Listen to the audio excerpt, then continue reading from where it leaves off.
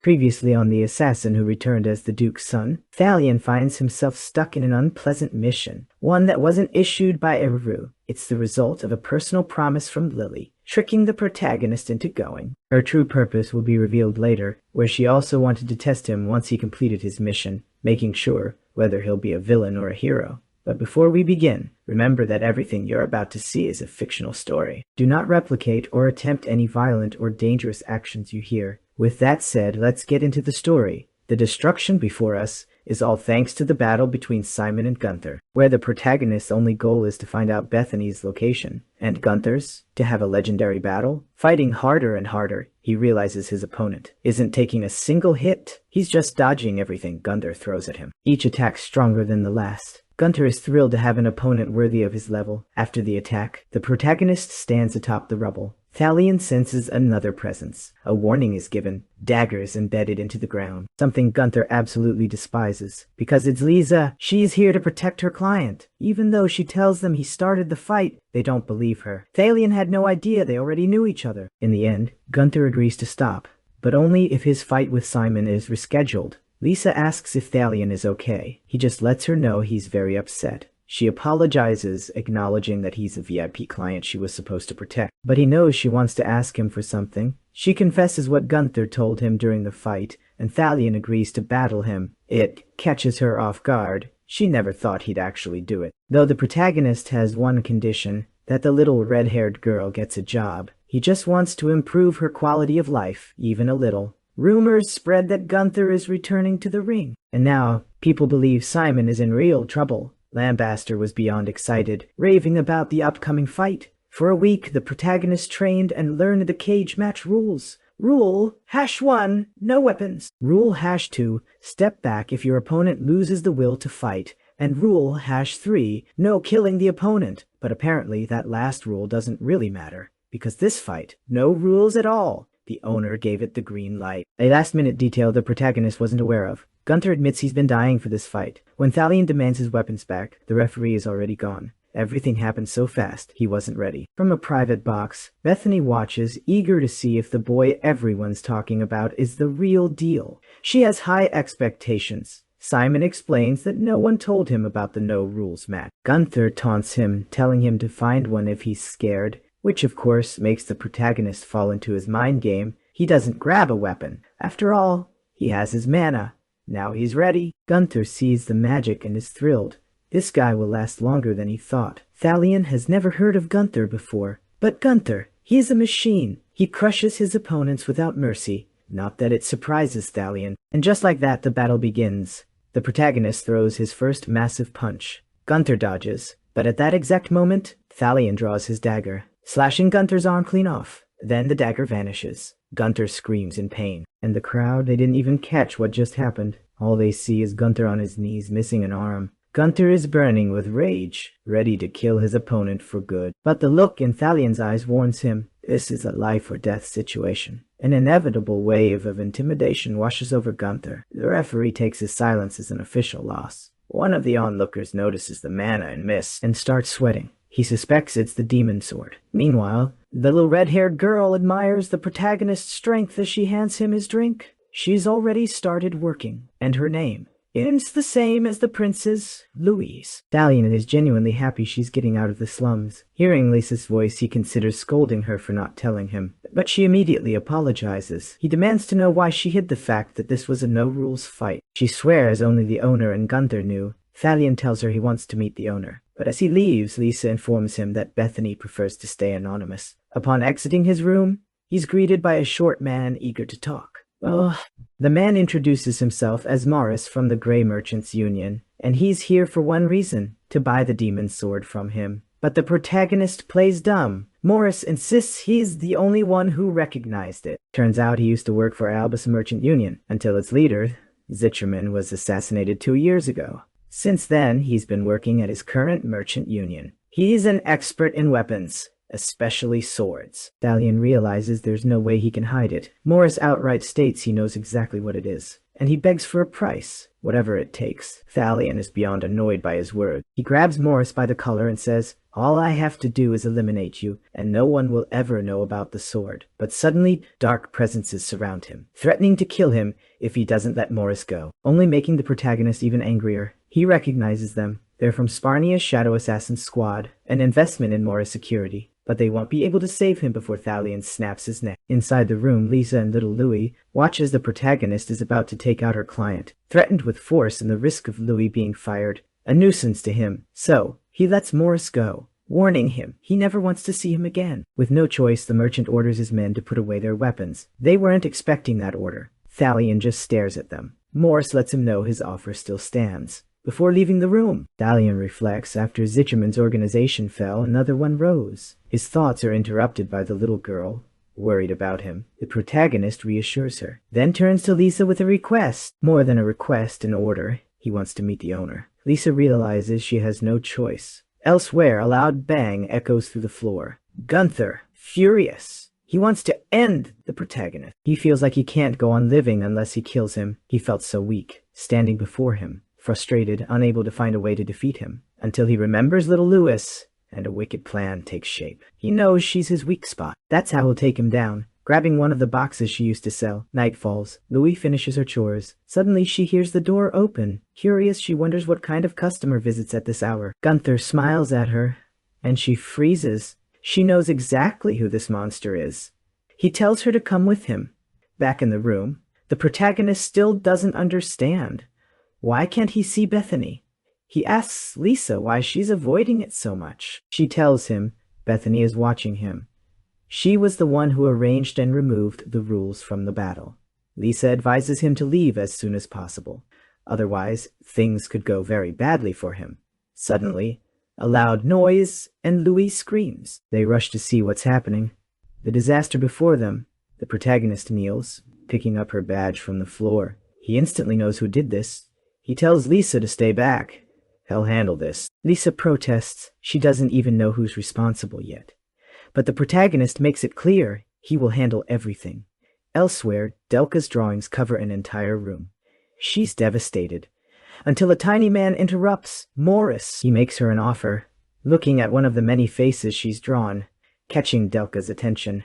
He offers her the most powerful paralyzing potion in the kingdom of Garum, promising it will let her take him down. All he asks in return is for her to retrieve an item from the protagonist once she has him under her control. She asks if that's all. Morris nods. He will do whatever it takes to get that sword, which is exactly why he partnered with Gunther. Meanwhile, Gunther waits patiently for the protagonist's arrival. When he gets there, Thalion asks about Louis. Gunther tosses something near him. As Thalion looks closer, he realizes what it is. A piece of an ear. And Gunther smirks. The rest of her is in the chest I'm sitting on. At that moment, Thalion knows he's not giving this bastard another chance to live. But Gunther doesn't care. He just wants to fight him. Lisa confesses to Bethany what the protagonist is about to do. Bethany knows Gunther will die. Even though Lisa had some attachment to him, she claims it doesn't affect her. She just wants to know. Why is he so obsessed with Thalion? Bethany finds Lisa's curiosity amusing and asks her, "Do you remember Simon's face?" Lisa tries, but no matter how much she thinks, she can't. Bethany reveals it's one of Ares' abilities, to make people forget faces. Lisa is stunned. It's a power of the god of darkness. Her boss nods. She knows her past has caught up to her, but she feels at peace. It's been a long time since someone like him appeared, so she orders Lisa treat him accordingly. In the battle, Gunther's missing arm is replaced with one made of blood, and it's strong. He hurls a barrage of rubble at Thalion, burying him beneath the debris, begging him, "Use the demonic ability. Make this fight worth it." Thalion watches as Gunther has unearthed countless corpses. Gunther admits they were useless, rotting in the scrapyard. Then he reveals a piece of his past, how Lambaster was full of garbage, that he and Lisa grew up in that world. Surviving however they could, fighting anyone who dared lay a hand on them, until he met a boy who took out the scrapyard's manager, the one who tormented them daily. That man had told them he left his academy that day just to have fun, and in doing so, wiped out all the trash in that place, Gunther still remembers the face of the angel who saved them. Since that day, his life changed, admiring that man, moving forward little by little with the goal of wiping out all the trash in the city. And once he eliminated someone in a duel, he was expelled because of it. This caused Lisa to cut ties with him, but he didn't care because that man deserved to be taken down. He promised himself that one day, there would be no more trash in that place. The protagonist interrupts his story. He tells him that his attack did nothing, urging him to try harder. That's when Gunther gives it everything he's got. Suddenly, his blood arm strengthens and grows larger. He looks at the artifact in his hand, wondering where he got such an ancient relic. That cube is called the gravity chamber. It creates a mana room from a chosen location. As an example, he traps him inside, multiplying the gravitational force by 20, admiring the protagonist's ability to withstand it. But now, he'll see how he reacts to his next attack. Karam asks if he wants help, but he refuses. He says it won't be necessary. Breaking out of the cube, in a lightning-fast movement, he strikes. Gunther never saw it coming. He and the entire Chitara are sent flying into the sky, now high above. He tells him he'll crush everything except his ears, landing one blow after another. As they plummet toward the surface, brutally, Gunther lies on the ground, gravely injured, buried under debris. He smiles, knowing he was destined to die from the very beginning. He says he regrets nothing, claiming that girl will be trash in the future, just like Lisa and himself. That's the rule of the city set by its owner, asking him, as his last wish, to make sure that doesn't happen. With his final breath, he looks at the chest. He steps closer to open it, and is shocked by what's inside. At that moment, Lisa arrives with her squad of knights. She sees Gunther's lifeless body. She feared this would happen. She orders one of her knights to find their VIP client, notifying her once he's found. He's with the girl. She sees the scene. Observing that she's safe, he hands her over and asks her to take care of her. Lisa wants to know where he's going. He informs her that he's going to clean up Lambaster. Now we get a view of the 4 districts of Lambaster. Although there was no true security in any district, there was a small system to maintain order, managed by the administrators of each district. Recalling from his past life a conversation with his brother, the idea of trying to conquer Lambaster to restore peace. But his brother told him it was pointless, and he said it with confidence because he had been there. He knew that city was rotten, and even though it annoyed him at the time, he was right. The city was corrupt to the core, so he'll take care of its roots, one by one. He was at the House of Lust where they offered him tea, but to him it was too obvious that it had a potion. Delka gets excited about his visit, though Thalion comments on how suspicious the drink looks, and she thinks he's figured it out. He surprises her by taking a big sip of the tea. It took less than 5 seconds for the effect to kick in, instantly paralyzing him. She can't believe that the boy is truly hers now. Sometime later in the commercial district of the Great Trade Union, Boris receives information about the protagonist's capture. He's thrilled, though a bit annoyed about losing the gravity chamber, regretting how hard he worked to get it, but still happy, because soon the demon sword will be his. One of his guards warns him that things are going suspiciously well. He suggests they check it out first to make sure everything is in order, but driven by arrogance and overconfidence, Boris refuses, grumbling about how nosy they are. Thinking they're just trying to steal his demon sword, Boris pushes everyone aside, heading straight to Delka's house. Arriving with excitement for what he desires most, she is just as excited as he is, because she's about to have some fun. He tells her he only wants the item she's carrying, asking for it so he can leave happy. With a bit of drama and suspense, she reveals what's behind the curtains, a display of preserved bodies. He freezes in horror at the sight of so many people. She tells him that if the item he's looking for is there, he scans the faces. One, in particular, catches his attention. It's Delka, terrified by what he's seeing. She runs her hand across her face, removing the mask, revealing her true identity to Boris. His eyes nearly pop out of his skull, falling back in shock as he sees Karam personified. The protagonist stands up, telling him that he knows too much. Terrified, Boris calls for his knights. But the protagonist silences him with a punch, telling him he'll introduce him to his guardians, casting a dimensional spell, which begins to absorb him. Before being consumed by the mist, Morris panics, swearing he won't do it again. But the protagonist bids him farewell, ensuring he never will. As he watches him get swallowed by the void, he holds his breath, wondering where he is. Suddenly, one of the guardians appears, forcing him to exhale, choking in this dimension. Karam asks to handle her. The protagonist warns her not to go too far. She simply states that she will give Delka what she deserves for trying to lay hands on her master. Delka, pretending to be asleep, will now face punishment from the demon sword Karam. She regrets it upon hearing that she'll be cut into 1,000 pieces. It was useless. Karam started with her face. The protagonist knows it will be a painful elimination, and then he senses a familiar mana, observing in awe his own spell, the Domain of Fog. Seeing Bethany for the first time, she introduces herself as one of the managers of Lambaster. Thalion gets nervous because he knows she was part of the Air organization. Bethany is furious over the elimination of the other managers. The protagonist tells her she saved him the trouble of searching for her, and that he will eliminate the traitor. But she replies that she won't be the one he fights. He suddenly senses an attack from behind, dodging it, and sees the other person she introduces. It's Miss Lisa, who is fully prepared to strike the one she knows as Simon. He dodges her strikes, telling her he doesn't want to hurt her. But she is determined to take him down, so he has no choice but to knock her out, using a secret attack technique. Forcing her back just a little, seeing that he realizes she's highly trained. Because she withstood the spell wave of bloodthirst, Bethany asks why he showed her mercy. She's thrilled to see the girl she trained fighting against the boy trained by Lily. He wonders what their connection is. Distracted for a moment from the fight, he realizes she's launching a barrage of needles at him, which he dodges thanks to his physical abilities. But the attacks keep coming.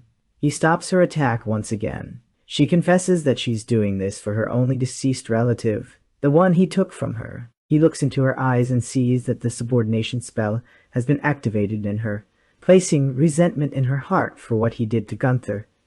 But he grabs her by the neck, pointing out that closing the distance was a mistake. With a single blow, he knocks her out, leaving her motionless on the ground. Telling Bethany to come out, she emerges from the fog, only to be met with the protagonist's disdain as he reminds her of her betrayal. She is shocked, and he states that the ring she's wearing belongs to Eru. It's an artifact that allows one to absorb anything, whether mana or divine authority, confessing that he now knows she was using it to fake being missed. She's a fraud. Bethany burns with fury and attacks, falling right into the protagonist's trap. She invokes a dimension with the black mist of God's power, unleashing an immeasurable force, consuming both him and Lisa. She tells him that in the realm they are in now, only she holds power, explaining what real power is. At that moment, she draws her dagger to finish him off, but a demonic voice interrupts, mocking that so-called realm. Because she arrived in that dimension for one reason, the protagonist is there. Bethany wonders how she managed to break into her domain, thinking that aside from Araru, only one person could do it, Karam, who will not allow anyone to lay a hand on her master. But before that, she will destroy the realm. With a snap of her fingers, she shatters the dimension. Bethany is in shock at how easily she did it.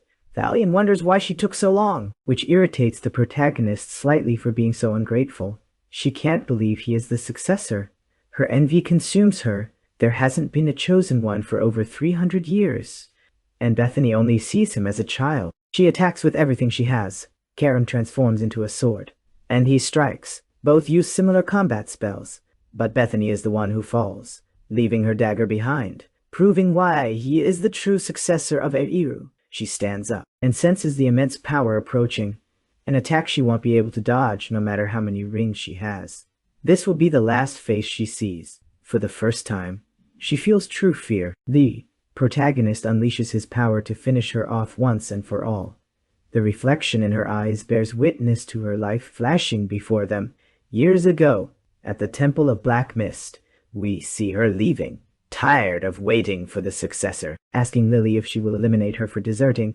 Lily tells her no, but warns her that if she ever sees her corrupted, she will purify her. Bethany tells her that if she does, she will take the equipment Lily stole, something no one else knows about. Their farewell ends in an ultimatum from both sides, leaving behind an organization of hidden power to create her own where everyone would be recognized. After the attack, she wonders how it all came to this. We see a completely broken Bethany. The protagonist grants her final words, and she asks him to tell Lily that she was wrong, telling Thalion to end it. He proceeds. He knows that no one can predict their own death. The same thing happened to the protagonist in his past life. Bethany's elimination leads to the destruction of the realm they were in, leaving them back at the hotel. Lisa wakes up regretting what she tried to do to him, feeling she no longer deserves to live. He tells her they'll keep it a secret, leaving her as the manager of the place. At that moment, everyone rushes in, worried about her. Seeing her slightly injured, little Louis had missed her terribly. Lisa is happy to see she has a family, not by blood, but one that loves her, assuring that the times of battles will not return, because they only have each other. Moved by this, she listens to the protagonist's advice. Make sure Louis doesn't grow up like you or Gunther, where that advice will now be her priority. He bids farewell to the little redhead. His mission was finally complete. As he leaves, he considers that maybe he'll see them again, but Lisa orders him that he will have to return. The protagonist just hopes that when he does, he won't see the same scene from his past life again. Lily carries the sword of her former companion, Bethany.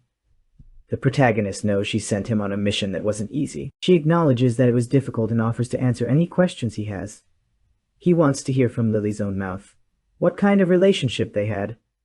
The leader reminisces about the old days and tells him that they trained together. Though Bethany didn't like the direction the organization was heading, so she left, along with the ring, which had only ever been passed down to the masters of the hall.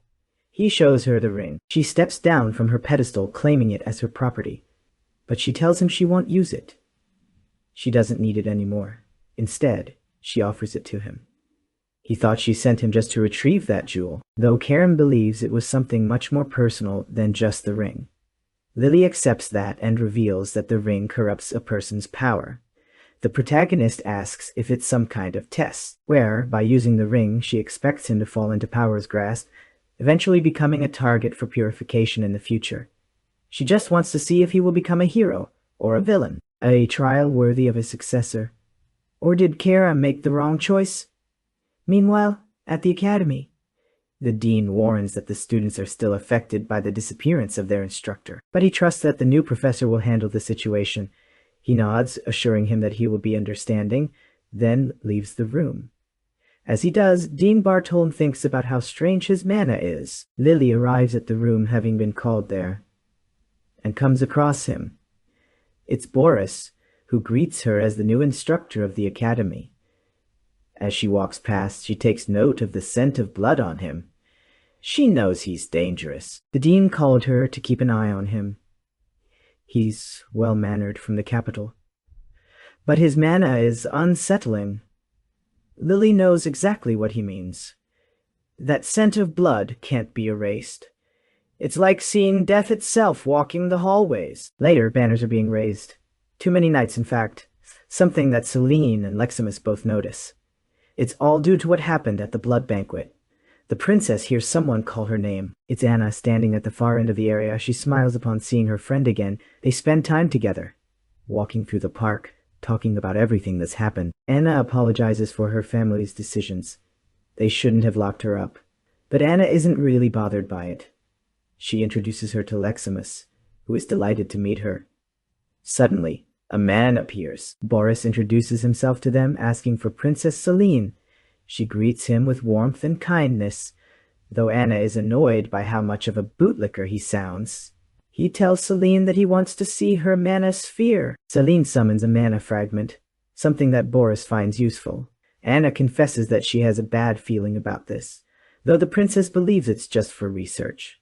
Boris quickly reaches to take the sphere, claiming it will only take a second, grabbing her hand aggressively.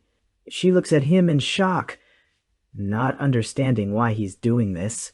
But Thalion does, stopping her before she hands it over. She wonders what the hell he's doing at the academy. The author wants to emphasize the history between the protagonist and Boris. They were once caught in a battle where things weren't looking good. The constant attacks from that beast. It was something his magic couldn't control, shattering the Guardian's shields, taking down one of them, but they couldn't break formation. They couldn't afford to lose. Then, suddenly, the protagonist arrived, launching multiple attacks on the beast. The Guardians, seeing him, felt a surge of hope. They watched as the legends about him turned out to be true. Master Thalion was there to save them. The beast didn't hesitate to prepare its next attack, but before it could move, the protagonist was already gone. A light beam shot from the creature's mouth. It sensed something above its head. It was the protagonist calling it slow. Standing on its head, he formed a void sphere and ended it. After that battle, Boris applauded him, impressed by Thalion's abilities, confessing that he was actually called in as reinforcement. But the protagonist got there first. The young man knew that everyone was in grave danger. This was an endless war. He remembered how, in that life after the blood banquet, everything got worse, because the elite knights were ordered to attend the coronation of Prince Louis, leaving the border vulnerable to attack. The protagonist knew it was due to the prince's greed. Boris warned him that his words were dangerous, but he agreed. He told him that he had been chosen by Louis for his talents, not his way of thinking. Then he showed Thalion what he could do. He collected the protagonist's mana and stored it in a sphere, telling him that it was one of a kind, confirming that Thalion had tremendous potential. He was surely the person Boris had been searching for. And that's when Thalion realized that was the moment they started following him. Back to the present.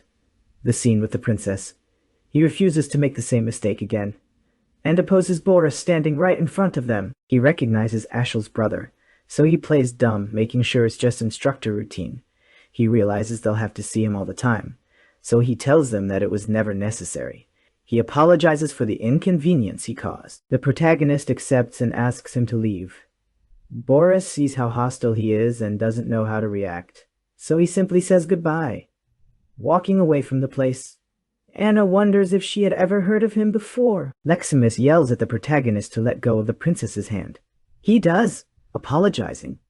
Celine isn't worried.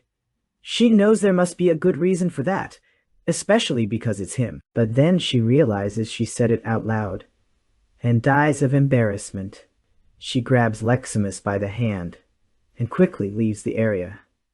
Anna asks if she knows Boris. She pretends not to know anything about him. He walks away, warning her to stay away from him.